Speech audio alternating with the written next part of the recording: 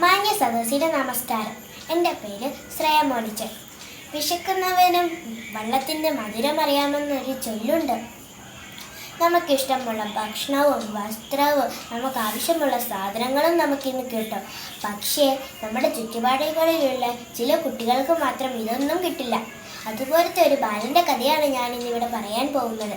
കഥയുടെ പേരെന്താണെന്ന് നിങ്ങൾക്കറിയാമോ? ആഗ്രഹം. ഒരിടത്തൊരു കൊച്ചു ഗ്രാമത്തിൽ രോലം എന്ന കുടിലിൽ ഒരു ബാലൻ ജീവിച്ചിരുന്നു. അവൻ്റെ പേര് കുട്ടനെന്നായിരുന്നു. സ്കൂൾ ജീവിതം എന്താണെന്ന് പോലും അവനറിയില്ലായിരുന്നു. ദാരിദ്ര്യവും കഷ്ടപ്പാടുമായിരുന്നു അവന് കൂട്ടൻ. ഒരു നേരത്തെ ഭക്ഷണം പോലും കിട്ടാൻ അവന് പഠിക്കണമെന്നൊരു ആഗ്രഹമുണ്ടായിരുന്നു. കുട്ടൻ്റെ വിഷമം കണ്ട് അവൻ്റെ അമ്മ അവനെ ഒരു സർക്കാർ സ്കൂളിൽ ചേർത്തു.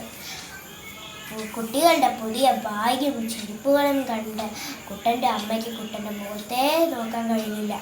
കുട്ടനൊരു സുഹൃത്തിനെ ലഭിച്ചു. അവൻ്റെ പേര് ബാബു എന്നായിരുന്നു. ഒരു ദിവസം കുട്ടൻ ബാബുവിനോടൊരു ചോദ്യം ചോദിച്ചു. നിന്റെ വീട് ഓടിട്ടതാണോ ഓലം മേഞ്ഞതാണോ? ബാബു പറഞ്ഞു, മാളികപ്പുറമുള്ള വീട്. കുട്ടൻ ചോദിച്ചു, മാളികപ്പുറമുള്ള വീടോ? അതെന്താ? ബാബു പറഞ്ഞു, നീ മാളികപ്പുറമുള്ള വീടൊന്നും കണ്ടിട്ടില്ലേ? ഞാൻ നിന്നെ ഒരു ദിവസം എൻ്റെ വീട്ടിലേക്ക് നിന്നെ കൊണ്ടുപോകാം. അങ്ങനെ ബാബു പറഞ്ഞ പോലെ കുട്ടനെ അവൻ്റെ വീട്ടിൽ കൊണ്ടുപോയി. കുട്ടൻ നോക്കിയപ്പോൾ ബാബുവിൻ്റെ വീട് പോലെയായിരുന്നു ബാബുവിൻ്റെ അടുത്തുള്ള വീടുകളും. ബാബു തൻ്റെ വീട്ടിൻ്റെ വാതിൽ തുറന്നപ്പോൾ ഒരു പട്ടിക്കുട്ടി. കുട്ടൻ പേടിച്ചു പോയി. കുട്ടൻ നോക്കിയപ്പോൾ പട്ടിക്കുട്ടിയുടെ മുന്നിൽ ഒരു പാത്രം നിറയെ ഭക്ഷണം. കുട്ടന് കൊതി വന്നു.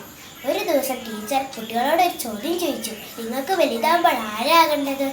കുട്ടൻ എഴുന്നേറ്റ് നിന്ന് പറഞ്ഞു, എനിക്ക് ബാബുവിൻ്റെ വീട്ടിലെ പട്ടിക്കുട്ടിയായാൽ മതി. കുട്ടികളെല്ലാവരും ചിരിച്ചു. പക്ഷേ ആ ചിരി അധികം നേരം നിന്നില്ല. കുട്ടൻ്റെ അവസ്ഥ മനസ്സിലാക്കി കൂട്ടുകാരും അധ്യാപകരും കുട്ടനെ സഹായിച്ചു.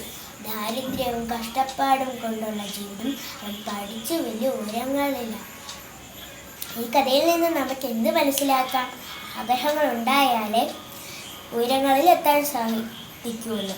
കുട്ടൻ്റെ കഥ നമ്മുടെ ജീവിതത്തിന് ഒരു പ്രചോദനമാകുന്നു. നന്ദി, നമസ്കാരം.